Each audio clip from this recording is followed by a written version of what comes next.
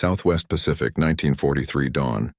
The jungle is still half awake, but the airfield already trembles. Tropical steam hangs over coral dust. Palm fronds clap in the exhaust wash. A dozen men in oil-streaked coveralls shove ammunition belts into long rows of 50-caliber Brownings jutting from a bomber's nose. Each weapon gleams darkly under makeshift floodlights. 18 guns in all, more firepower than most gunboats. A mechanic wipes his hands on his shorts, yells something over the racket. The pilot, steel-jawed, sleeves rolled high, gives a quick two-finger salute and closes the canopy. Engines cough once, twice, then settle into that deep-throated growl only a right cyclone could make. Prop wash flattens the grass as the B-25 begins to roll. The staccato rise of power feels alive, feral, American. Moments later, the bomber skims just above the surf, hugging the waterline. When the pilot squeezes the trigger, the entire nose becomes a thundercloud of tracers. Palm trees bend from the shockwave. Below, mock targets vanish beneath intersecting streams of fire. By breakfast, the men around that airstrip know they've witnessed something new. Half experiment, half miracle. Against the empire of Japan's shipping lifeline, this sword of ingenuity has just been unsheathed.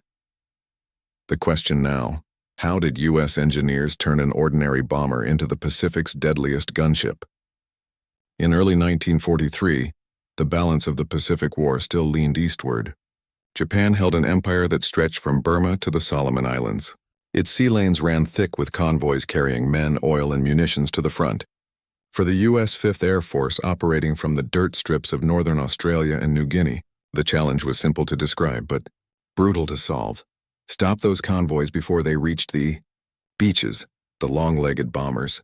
America had shipped out the B-17 Flying Fortress, and the twin-engine B-25 Mitchell had been designed for Europe's high altitudes, not the humid chaos of the Southwest Pacific. At 20,000 feet, a formation could straddle a continental rail yard. Over tropical water, Japanese transports zigzagged in dense weather at mast height. Bombs dropped from altitude missed more often than they hit, and by the time destroyers spotted the oncoming engines, anti-aircraft gunners had their arcs rehearsed. The 5th Air Force under General George Kenney needed something different, a weapon born for knife fights at 200 feet. Enter the B-25 Mitchell, a medium bomber already famous for the Doolittle raid on Tokyo a year earlier. It had the right bones, tough, steady enough payload space to feed a bold mechanic's imagination. But its standard armament, 4 forward-firing 50 cals and a bombardier and a glass nose, was modest compared to Japan's escorts bristling with cannon. Crews flying low-level strafing runs called the early B-25s Dead Man's Shoes. Australia's Townsville Air Depot became America's frontier workshop. Here, maintenance tents sprawled under palm timber beams. Spare parts scattered like puzzle pieces from wreckage. Among the grease and salt corrosion arrived a wiry, middle-aged civilian officer in rumpled khakis named Paul Ira Pappy Gunn. Before the war, Gunn had been a commercial pilot for Philippine Airlines, a self-taught engineer and a family man. When Japan invaded the Philippines, he evacuated aircraft under fire, was nearly captured, and later smuggled his wife and children out through the islands. By the time he reached General Kenney's headquarters, Gunn carried 2 things: a mastery of aircraft wiring and a personal grudge that burned hotter than kerosene. Kenney recognized genius in calloused hands. He made Gunn his unofficial fix-anything-with-a-wrench troubleshooter over the entire Australian theater. When pilots complained that the B-25s couldn't hammer convoys hard enough, Gunn listened quietly, sketched on scrap paper, and asked for permission to open up the nose. The request sounded reckless, removing the bombardier's station and turning a bomber into a gun platform. But Kenney had learned that in this war, innovation often came dressed as insubordination. He nodded once. Try it. Gunn raided supply depots for any 50 caliber he could find, from wrecked P-40s, grounded B-17s, even Navy leftovers. He bolted 2 guns under each side window, then another 4 in the nose. Power feeds, solenoids, and synchronizers were scavenged, recalibrated, and wired with his trademark simplicity. The shorter the wire, the stronger the gun. What emerged looked absurd. A squat-nosed Mitchell with a steel plate instead of glass, and 8 Brownings grinning from its snout. during the first test flight over coastal reefs. Gunn himself took the right-hand seat. As the pilot leveled out over the wave tops, Gunn pressed the firing switch. The recoil slammed through the airframe. The bomber actually shuddered backward, but the rounds tore a coral ridge in half. Observers on shore stood speechless. Instead of precision bombing from the stratosphere, they were watching an airborne destroyer. Word spread through squadrons from Port Moresby to Milne Bay. Pappy Gunn had built a gunboat with wings. His unofficial prototype inspired frantic copycats, each trying his own loadout. 10 guns, 12, 14. Kenny cabled Washington describing a weekend miracle in Townsville. Engineers at North American Aviation back in Kansas City requested blueprints. Gunn wired back, "No time. Just send me barrels and ammo." By late 1942, the first field-modified B-25s were already strafing barges off Buna and Salamaua. Their kill ratios dwarfed conventional high-altitude missions. Ships burned within seconds. Mortars exploded in sync with 50-cal bursts. And low-level crews reported seeing Japanese sailors dive overboard before the first pass completed.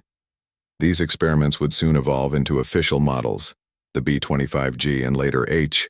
But here, in the crude hangars of northern Australia, the legend took its first breath. Homesick mechanics, radios humming with Glenn Miller's static, were crafting a new philosophy of air war. If you couldn't rise above your enemy, drown him in lead. By the start of 1943, General Kenny realized he had more than an experiment. He had a strategy. And beyond the horizon lay the next test, the convoy. Routes feeding Leh and Rabaul, those waters would be the proving ground where Gunn's improvisation met the Empire's. Discipline. Across the sweltering northern coast of Australia, innovation wasn't optional, it was survival. Supplies were always thin, every shipment from the States taking weeks through torpedo-haunted seas. When a part failed, mechanics didn't file reports. They melted down scrap, scrounged tubing from wrecked aircraft, and prayed the fix would hold for one more sortie. Commanders called it MacArthur's junkyard. But inside that chaos thrived the raw creativity that defined America's Southwest Pacific campaign. Within this improvised arsenal, Paul Pappy Gunn became legend. He wasn't an officer in the usual sense, no polished boots or rigid salute, but his results silenced rank. Gunn viewed every aircraft as potential clay. If it flies, he'd say, it can fight harder. He reorganized wiring looms, reinforced nose sections with salvaged armor plate, and balanced each mounting bracket by pure instinct. For him, weight distribution was an art, not arithmetic. As word of his prototype spread, Kenny's pilots arrived by jeep and jungle track to watch tests. They saw B-25s streak over coconut groves at little more than tree height, trails of dust erupting from the prop wash, tracers hammering into rusted barges offshore. There was no bombardier crouched behind a Norden sight, only gunners grinning through sweat and cordite smoke. Heads bumping ceiling armor as hundreds of rounds poured out in. Seconds Gunn's conversions soon went on official roster as commerce. Destroyers, field reports began noting. Entire Japanese transport groups left burning. Along the Markham River, crewmen returned half-deaf, oil-soaked, but alive, and with photographs of shattered decks to prove the theory. Back in Washington, some Air Force planners were skeptical. High command still believed in altitude formation bombing, precision from above. The idea of wasting bombers for strafing runs seemed reckless. But on the other side of the Pacific, Kenny and Gunn didn't have the luxury of doctrine. Japanese convoys moved too fast and standard Navy torpedo bombers were few. If survival depended on bending theory, they'd bend it until it bled. By late 1942, the workshop at Townsville had become a production line. Armorers bolted twin guns into side blisters, replaced the glazed nose with a solid aluminum cap, and mounted 4 guns per cheek. Additional forward turrets were jury-rigged from scavenged tail assemblies. The final count on some aircraft reached an astounding 1850 caliber guns. Each weapon fired nearly 800 rounds per minute. Multiply that by the nose array, and a single 3-second burst could throw more lead than a destroyer's broadside.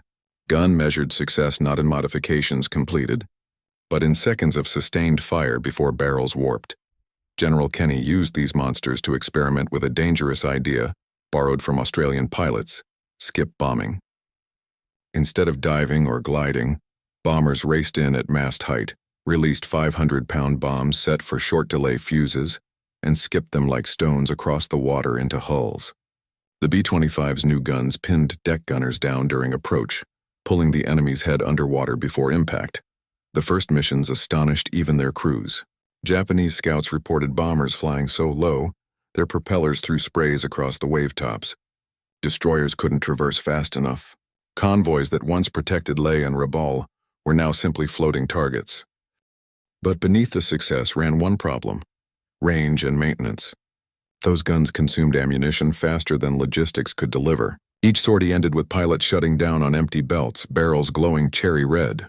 Mechanics bled their palms changing them by hand. Yet morale soared. After months of fighting a defensive war, 5th Air Force airmen felt they were finally on offense.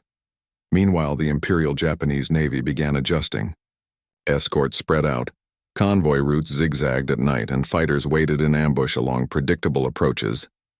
Headquarters in Rabaul even issued directives calling the American B-25s low attack devils. Still, nothing stopped them. Fresh intelligence soon revealed a massive buildup in Rabaul's harbors, transports massing for reinforcements to New Guinea. It would be the largest convoy since Midway's aftermath. Kenny's staff knew the signal opportunities when they saw one.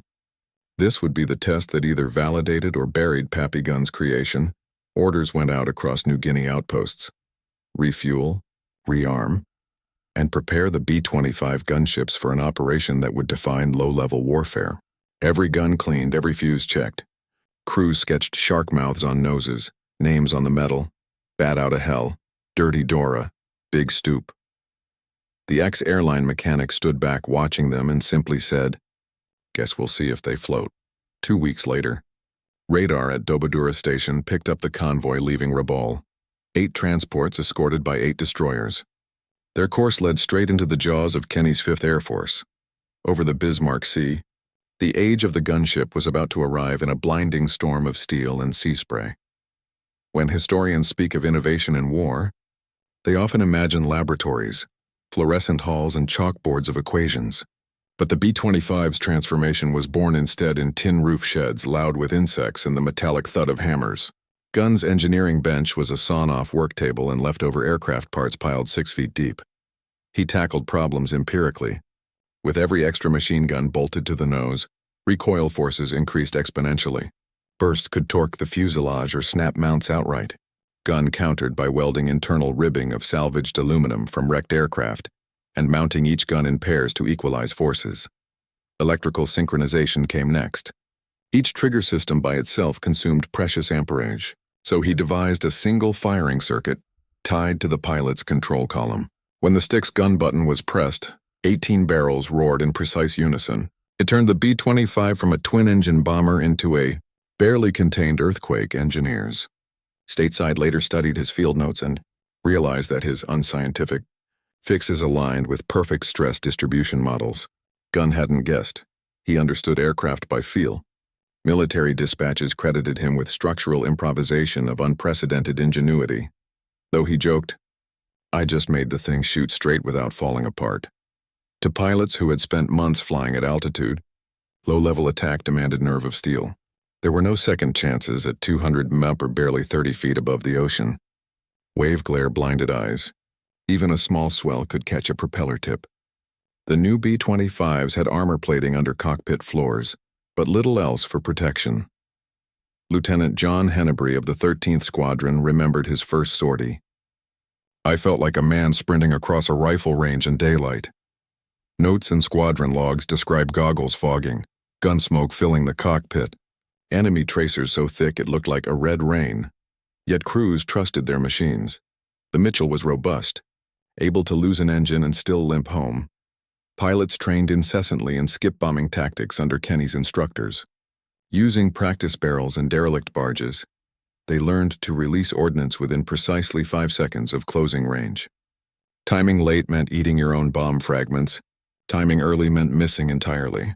Every crew became mathematicians under fire. With Gunn's added firepower, the attacks felt almost cathartic after a year of bloody stalemate. For once, Allied pilots could see results. Transports erupting in sprays of steam, fuel tanks blossoming fire trailing across the horizon. It restored something the Pacific had stolen: confidence. Before 1943, American doctrine treated medium bombers as formation tools: climb high, strike strategic targets, rely on bombardiers. The 5th Air Force shattered that orthodoxy. Under Kenny's pragmatic eye, B-25s became an extension of naval artillery. Their strafing runs timed with A-20 Havocs and Beaufort torpedo planes in layered attack patterns. Gunn's fire-loaded B-25s spearheaded these formations, diving ahead of conventional bombers to clear anti-aircraft decks. Each strike began with a wall of 50 cal bursts that forced gunners below decks, allowing the second wave to deliver skip bombs. Unopposed, tacticians referred to this as the Kenny gamble. It was dangerous. One misjudged pass and the entire aircraft could disintegrate on impact, but it crippled convoy defenses across the Bismarck Sea. Japanese destroyer Arashio later recovered cartridge casings lodged in her superstructure, proof of Americans firing at ranges once deemed suicidal. These missions blurred distinctions between air and sea warfare. A B-25 wasn't bombing from the clouds. It was brawling at deck level, trading bullets with ships. The conversion effectively gave air forces their first dedicated gunship, a direct ancestor of later A-26 Invaders and AC-130 Spectres. The implications spread quickly through Allied commands. Australian and Dutch air crews modified their own aircraft in imitation, while U.S. factories retooled slated production for the B-25G variant, featuring a fixed 75mm cannon alongside multiple 50 cals. The bomber had metamorphosed into a hybrid predator, part plane, part destroyer. Beneath Gunn's calm drawl, an obsessive drive simmered. He seldom slept, chain-smoking as he rewired panel connections or filed recoil brackets. Friends said he worked as if his family's safety hung on each bolt, and perhaps it did. His wife and children had endured Japanese imprisonment in Luzon for months before exchange. The memory never left him. To crews, he was legend wrapped in mechanics overalls, always where the noise was loudest, always tinkering. Corporal Bill Egger, an engine specialist, once recalled asking about formal instructions. Gunn just grinned. Instructions are what you write after it works. He'd test fly every aircraft personally, skimming treetops so low that local farmers dove for cover. When one pilot protested the recoil shaking his bombs loose, Gunn landed, reinforced the rack joints, and sent him straight back up. To him, machines weren't delicate instruments, but fighting instruments meant for soldiers who sweated, swore, and bled. That attitude permeated the 5th Air Force. In a theater plagued by corrosion, malaria, and isolation, Gunn gave his men a belief that American cleverness could outthink Japanese order. Each successful sortie felt less like a miracle, more like proof that imagination could save lives. By the start of March 1943, that doctrine was ready to be tested on a scale no one had attempted. Reconnaissance pilots reported an immense convoy leaving Rabaul, 8 transports carrying nearly 7,000 troops and equipment bound for Leh, guarded by destroyers and air cover. Kenny's staff checked lineups: heavy bombers at high altitude, light bombers with parachute bombs at medium, and Gunn's gun-bristling B-25 sweeping lowest of all, the new spearhead of the Allied assault. The experiment of Townsville had turned into a weapon of strategy. The next hours over the Bismarck Sea would decide if genius and courage could rewrite the book on aerial warfare. For Japan's military, the Southwest Pacific was supposed to be secure. Their theory of defense rested on distance, deep belts of ocean and islands that the Allies would struggle to cross. Imperial Navy planners assumed American bombers would attack from altitude, predictable and survivable. Then in early 1943, convoys began to vanish. Survivor accounts from the Bismarck Sea convoy later testified to disbelief. Troops aboard the transport Kyokusei Maru described American planes coming straight toward the water, as if crashing on purpose. The first streams of bullets smashed radios, railings, and human bodies within seconds. There was no time to turn or climb. Destroyer escorts fired frantically but couldn't angle their guns low enough. The 50 caliber rounds tore through unarmored hulls, setting fuel drums ablaze before bombs even hit. Japanese pilots, trained to fight fighters in twisting dogfights, found no advantage against an enemy storming at 300 miles per hour 10 meters off the sea. They couldn't dive fast enough to intercept. What looked like reckless American bravado revealed itself as precise coordination. Each pass lasted only seconds, but impact was devastating.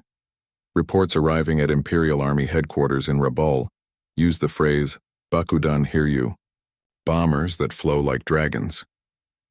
Commanders dismissed early stories as exaggerations until photographic reconnaissance confirmed charred silhouettes littering the convoy lanes. What unsettled Japanese strategists most wasn't the losses. It was the sudden absence of pattern. Logic failed against improvisation. The Americans were rewriting combat while fighting it. In Kenny's 5th Air Force, improvisation didn't remain an anomaly for long. After those astonishing field results, U.S. Army Air Force's headquarters formally adopted commerce destruction as standard doctrine. Aircrew training. Syllabi at Nadzab, Port Moresby, and Dobadura now included low-altitude gunnery, skip bombing, and cooperative assaults with A-20 and Beaufighter squadrons. Missions were scripted like stagecraft.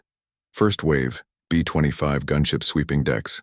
Second, B-26 and B-25 mediums releasing bombs timed to bursts below them. Third, fighters strafing survivors and returning anti-aircraft positions. Efficiency replaced luck. By integrating radar contact data from coast watchers, convoys were detected long before interception. It was a harmony of technology and field instinct, early forerunner of the strike coordination that would later define modern air campaigns. At the center of this transformation stood Gunn's philosophy: find the limit, then fly past it until it breaks. Each squadron applied it differently. Some pilots mounted extra fuel tanks to stretch their reach to Wewak. Others refitted side blisters to cover more approach angles.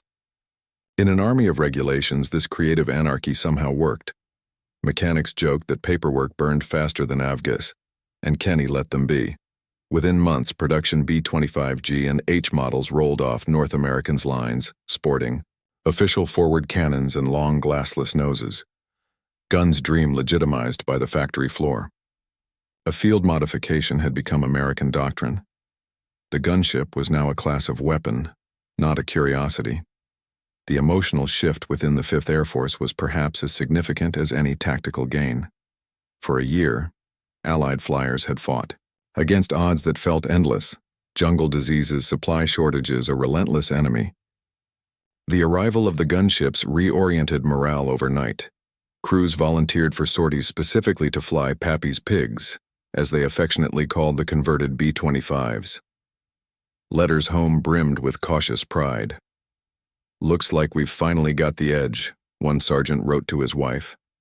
Canteen chatter once filled with losses turned to engineering bragging rights: whose bird carried more guns, whose pattern was tighter.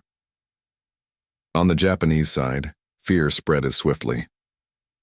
Prisoner interrogations after the Bismarck Sea battle, documented sailors whispering of devil barrels, convinced the Americans had developed automatic cannon larger than rifles could withstand.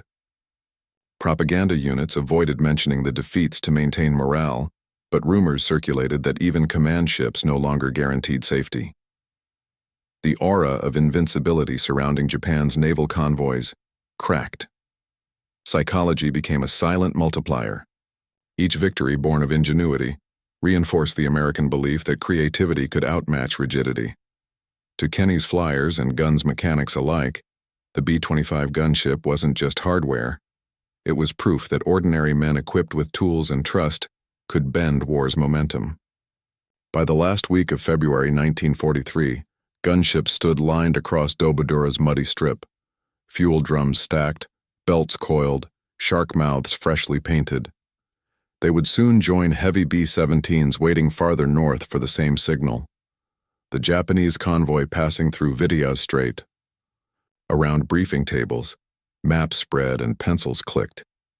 Stats of wind, wave height, and sun angles mattered less than the simple realization dawning over every aircrew in the room. They were about to gamble everything these improvised machines had promised. And when engine throttles opened on March 2nd, the line between experiment and execution vanished. What followed became one of the Pacific's defining air battles, and the ultimate validation of Pappy Gunn's American invention. The Battle of the Bismarck Sea, March 2–4, 1943 at dawn on March 2nd, The radar station at WWII crackled with news from Allied coast watchers in New Britain. The suspected Japanese convoy was real. 8 heavily laden transports escorted by 8 destroyers, threading the Vitiaz Strait toward Leh. Their decks carried nearly 7,000 troops of the 51st Division, desperate reinforcements for New Guinea. If they landed, the Allied ground campaign could stall for a year. General Kenny gave the order: find them, sink them all. His weapon of choice, the full symphony of the 5th Air Force, from high-altitude B-17s and B-24s to the snarling Mitchell gunships that Pappy Gunn had birthed. The next morning, the tropical horizon shuddered with the sound of engines. The first wave of B-17s climbed through cloud, contrails appearing thin as chalk lines against the blue. Their mission: scatter the convoy, force evasive maneuvers, and clear a path for the strike below. From 5,000 feet, incendiary clusters burst near the lead destroyer Shirakumo. Columns of steam rose where bombs missed, but rattled Japanese discipline. Below them, the B-25 formations swung into attack runs. Pilots throttled back, hugging the surface so close that seawater flecked windshield glass. Crews watched tracer streams from the lead ship's guns arc overhead, the smell of cordite filling cockpits. Major Edmund Larson's flight reached the convoy first. He lined his sights on a transport looming large through haze and called over the intercom, "Guns hot." 16 50 cals thundered forward. Smoke and flame erupted from the transport's bridge before Larson even released his bomb. It skipped perfectly across the swell and vanished beneath the hull. The explosion lifted the ship half out of the water, breaking its back. Successive squadrons followed it seconds apart. From the shore, Allied observers described it as a running furnace on the sea. The gunships strafed so fiercely that waves flattened in concentric rings around each ship. Destroyers turned circles, their crews helpless to depress main batteries low enough to track the attackers. In Tokyo radio logs, the convoy's commander, Rear Admiral Masatomi Kimura, reported the scene with clipped panic. "Enemy attacks crossing our formation at mast level, cannot repel at this altitude." That was at 0910 hours.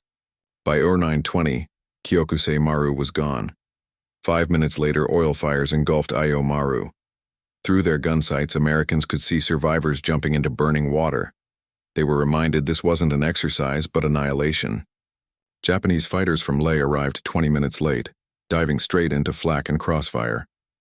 With decks already ablaze, they faced the impossible: protect convoys under a ceiling of smoke barely 100 feet high. Several attacked. Most withdrew, convinced they were facing an entire carrier wing.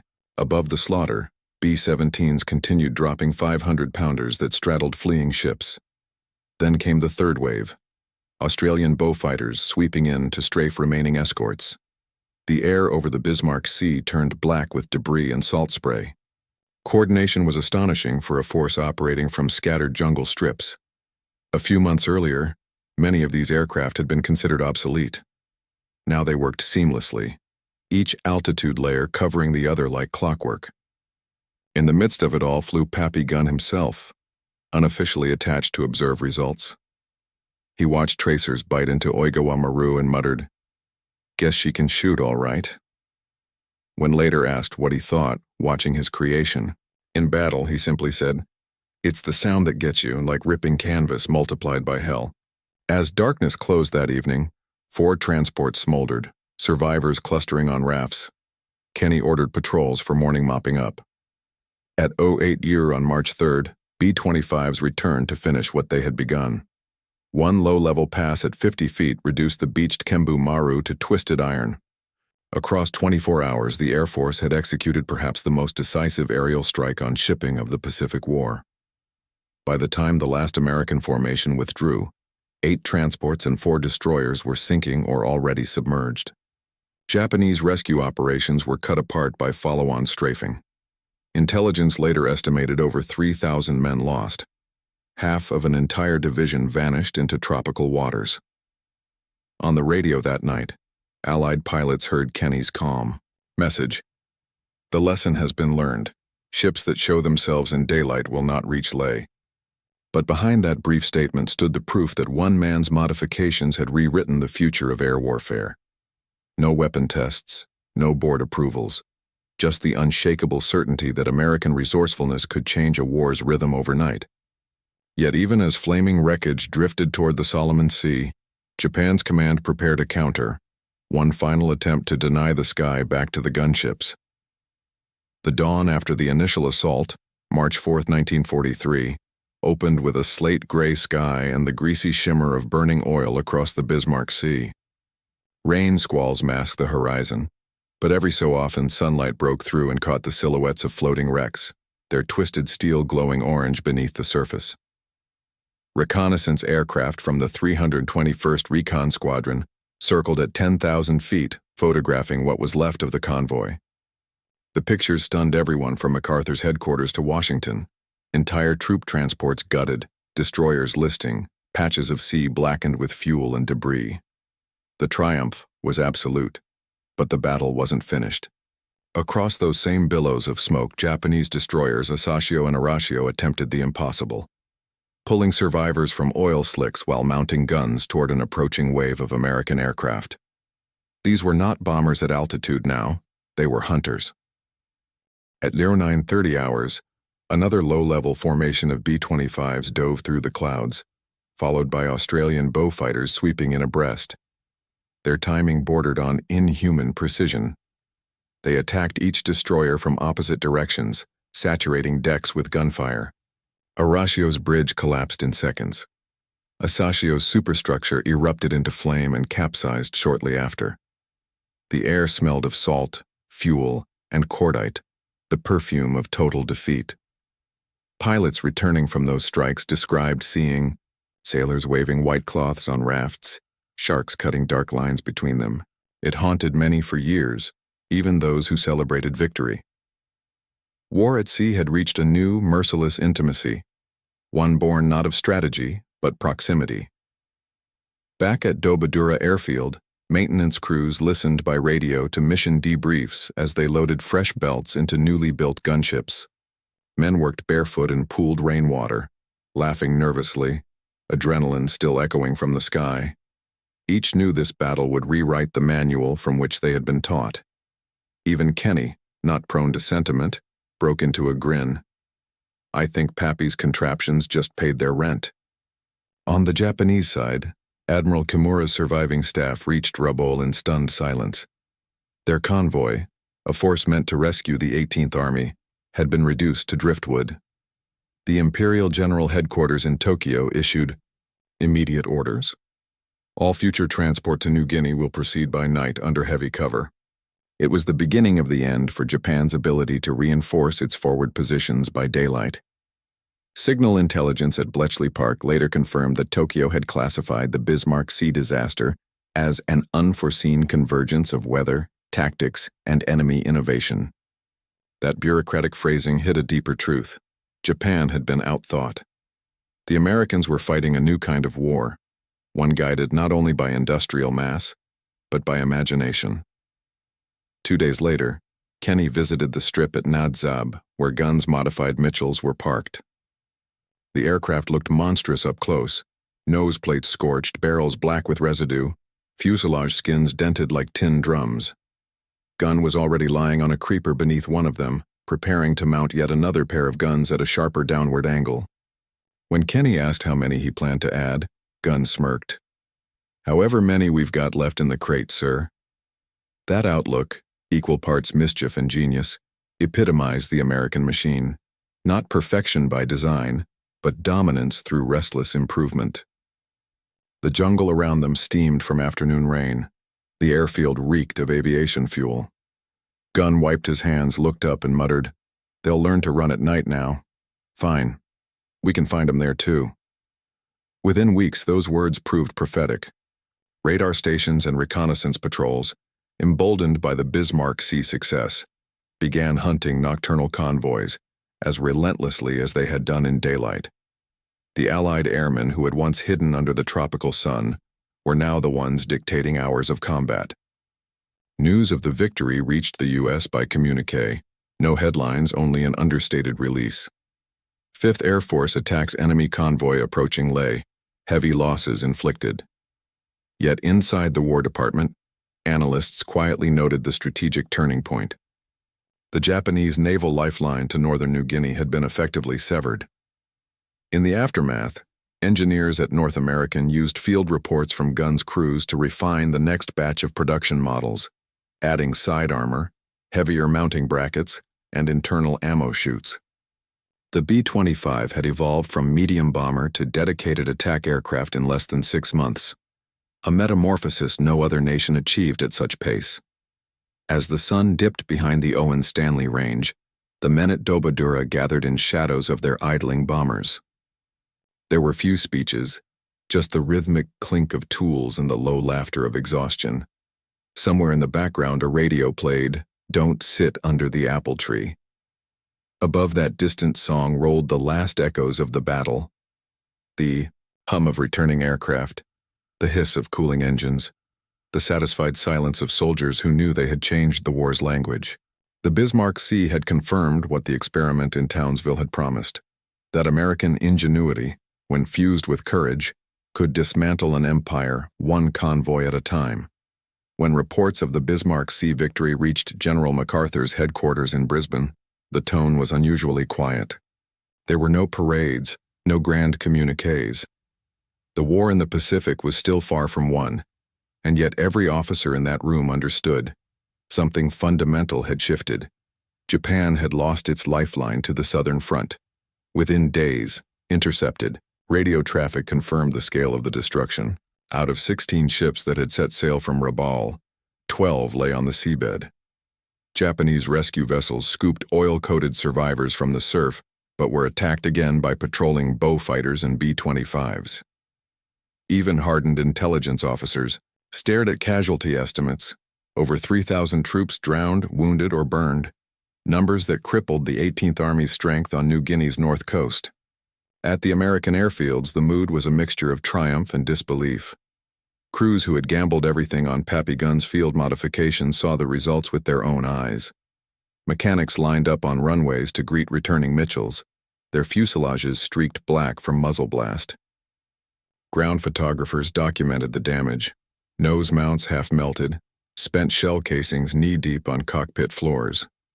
The 5th Air Force wasted no time studying the lessons. Intelligence summaries described the operation as a decisive engagement demonstrating superiority of low-level concentrated fire. Kenny convened a small meeting inside a makeshift command tent the next morning. "Gentlemen," he said dryly, "I think we've just rewritten the book." Every officer present agreed. Washington authorized the findings to be forwarded to the Air Technical Service Command. What had begun as an unapproved tinkering project in a muddy Australian workshop now became an official Air Force's program. North American engineers were instructed to install solid noses, 14-18 forward-firing 50-caliber guns, and armor protection directly at the factory. The derivatives were designated B-25G and later B-25H, the latter featuring an extraordinary 75mm cannon mounted alongside the machine guns. A weapon so heavy, engineers joked it could sink a small freighter by itself. Field test groups validated the new production models throughout 1943. Crews noted how little vibration they felt compared to the rough prototypes, but aesthetically the character remained. Blunt-nosed, predatory, unapologetically American. The pilots called them gunships, borrowing naval slang. To the Japanese, they would become the low-flying death. Over the next months, those gunships turned the entire New Guinea campaign on its head. Airfields once safe from high-altitude raids found themselves shredded by strafing runs. Japanese depots along the Markham Valley were blasted to rubble. Convoy traffic ceased altogether except for a few desperate night voyages hugging the coastlines. Those too were eventually intercepted by radar-directed flights at dawn. Morale within the 5th Air Force soared. In post-mission interviews, one pilot summarized the new confidence simply, "We can hit anything we can see." The gunship brought back the offensive spirit that the early defeats of 1942 had almost extinguished. Kenny made sure the credit found its rightful owner. In May 1943, he drafted a personal recommendation for the Distinguished Service Medal, to be awarded to Major Paul Ira Pappy Gunn, citing extraordinary mechanical and tactical ingenuity, contributing directly to decisive naval victories in New Guinea waters. President Roosevelt approved it within weeks. When the citation arrived, Gunn reportedly shrugged. He hung the ribbon on the wall of his workshop next to bent firing pins and empty shell casings. "These," he said, patting the metal scraps, "are my real decorations." Meanwhile, Japanese planners at Rabaul rewrote their convoy procedures. Surface movements would henceforth occur only under the protection of darkness and dispersal. But even these countermeasures came too late. Allied air control of daylight skies had become absolute. Every ton of material that failed to reach Lae meant fewer bullets fired against Marines and Australian troops struggling up jungle ridges. In 48 hours of combat and months of preparation, Gunn's heavy-nosed Mitchell had achieved what entire flotillas and carrier raids had failed to guarantee: genuine, sustained interdiction of the enemy's logistics. The Pacific War had just acquired a new rhythm, industrial creativity dictating battlefield tempo, and as factories back home started turning out row after row of B-25 gunships, the Pacific would never again belong to Japanese convoys or complacent doctrine. By mid-1943, the skies over New Guinea belonged unmistakably to America. Convoys that had once steamed confidently through the Bismarck chain now moved only at night, hugging reefs and islands for concealment. Even then, the black silhouettes feared the sudden glimmer of searchlights followed by the roar of engines diving low, the trademark arrival of Kenny's B-25 gunships. The victory's influence spread far beyond those waters. U.S. Navy commanders studying the 5th Air Force reports realized that air-to-sea combined operations could render traditional surface interdiction obsolete. Carrier groups now began integrating low-altitude strafing units as permanent task force elements. The tactical DNA crafted in Australia would migrate to every theater: Burma, the Mediterranean, even the Bay of Biscay. At the war's industrial pulse, the lesson was absorbed with typical American efficiency. By early 1944, factories in Kansas City and Inglewood were turning out B-25G and H models at unparalleled speed. Each left the assembly line with factory-installed solid noses, armored cockpits, additional forward turrets, and twin waist guns. Pilots arriving in theater no longer relied on Pappy Gunn's field improvisations. They climbed into machines built in his image. In combat, the new variants proved devastating. During the New Guinea and Philippine campaigns, squadrons like the 345th Air Apaches carved flaming scars across supply ports. Film from nose-mounted cameras captured the eerie sight of entire destroyer escorts dissolving under overlapping gun bursts. Each frame confirmed what Gunn's backyard experimentation had promised. When intelligence, courage, and industrial muscle aligned, even a medium bomber could become a precision sledgehammer. For Japan, the psychological echo was immense. The phrase "Reijin no Hikoki," the thunder god plane, slipped into sailors' slang whispered before sorties. Some young recruits refused to board transports scheduled to cross Allied flight paths, convinced the sea itself had turned hostile. Tokyo continued to churn out aircraft and ships, but initiative had migrated permanently west. Back in the United States, North American engineers studying field feedback refined control surfaces, cooling systems, and ammunition feeds for increased endurance. Colonel Paul Tibbets, later of B-29 fame, visited gunners' workshops while serving as instructor stateside. He would later recall, "Those fellas in the Pacific showed us that courage and curiosity weigh the same." Every advance owed something to that feverish creativity born under palm fronds and corrugated roofs, for the men still flying the original modified B-25s. The campaign wasn't abstract data, it was survival rewritten. They remembered the fear of the first tests, the recoil that nearly tore wings off, the electric thrill of seeing red tracer lines converge. Many of those aircraft never returned, shot down, ditched, or rusted away after overuse. Yet each carried the story forward. Whenever new crews trained, veteran mechanics would point to surviving gunships on the apron, their noses pocked and patched, saying, "That's Pappy's idea. It keeps you alive." By the fall of 1944, Paul "Ira Pappy" Gunn himself still worked tirelessly, coordinating modifications for the upcoming Philippines offensive. When the U.S. Sixth Army began its return to Leyte Gulf that October, his gunships paved the invasion corridors. blasting coastal batteries and barges. The soldier-turned-engineer who had once begged generals to let me tinker was now indispensable to aerial strategy. Tragically, only months before war's end, Gunn's luck ran short. On October 11, 1944, while flying a routine transport mission near Mindoro, his aircraft crashed during poor weather, killing him instantly. Most of his men never learned until weeks later. For a moment, the airfields of the 5th Air Force fell silent, mechanics standing in lines beside their beloved machines. Yet even in grief, they understood that their mentor's legacy didn't end in smoke. It lived inside every rivet and gun barrel he had inspired. When the final tallies were made, historians would credit the Battle of the Bismarck Sea and the advent of the B-25 gunship with permanently crippling Japan's capacity to supply its armies in New Guinea and the Solomons. From that turning point flowed the chain reaction leading to MacArthur's return and, eventually, peace on rusted runways long reclaimed by grass. The ghost outlines of those aircraft still tell their story. Of a nation that refused to accept limitation, of engineers who understood that ideas can be weapons, and of one mechanic named Pappy Gunn who proved both at once.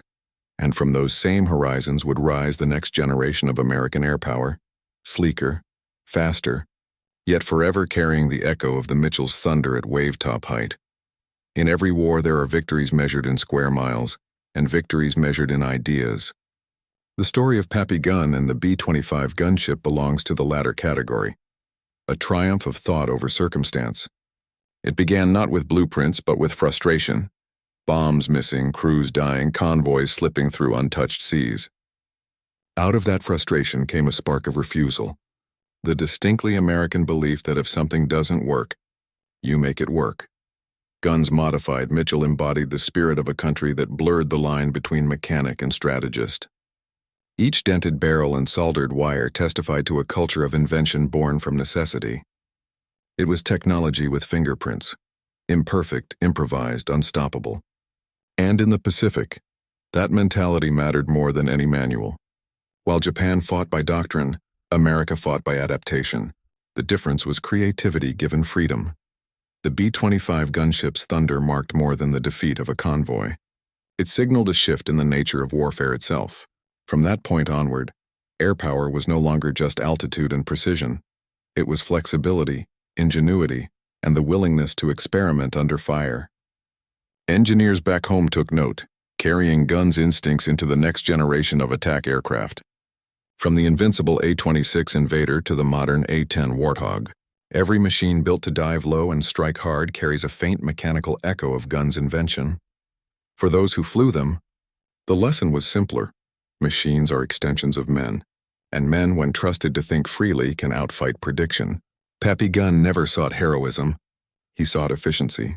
He saw no glamour in glory, only the satisfaction of making a tool better so another pilot could come home. That quiet practicality, multiplied across thousands of workshops, hangars, and cockpits, became one of America's most formidable weapons. When we picture the Pacific War, we often remember island landings and carrier battles. Yet tucked between those epics lies this story of rivets, grit, and imagination. The day a handful of restless minds packed 18 guns into a bomber and changed history before breakfast. Innovation, as Gunn proved, doesn't always arrive from orders typed in Washington. Sometimes it rises from the heat shimmering off a jungle airstrip, forged by necessity, steered by courage, and tested in the violent calm of the South Pacific dawn. If you like the video, hit like, share your thoughts below, and subscribe for more real WWII stories every day. Thanks for watching.